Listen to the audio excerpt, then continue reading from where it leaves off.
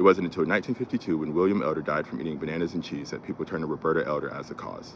His daughters, Annie Pearl and Fannie Mae, had already died mysteriously in the house with Roberta. The coroner, who examined both of those bodies as well as Williams, suspected something sinister. He looked to arsenic as the culprit. He then alerted police, who looked into Roberta. Roberta and William married and she took on his 5 children. After only 3 were left, William got violently ill at work. The doctor was called and he was treated. The doctor told Roberta to stay in touch in case anything got worse. Roberta treated William with milk of magnesia, the very same thing that his 2 daughters were treated with.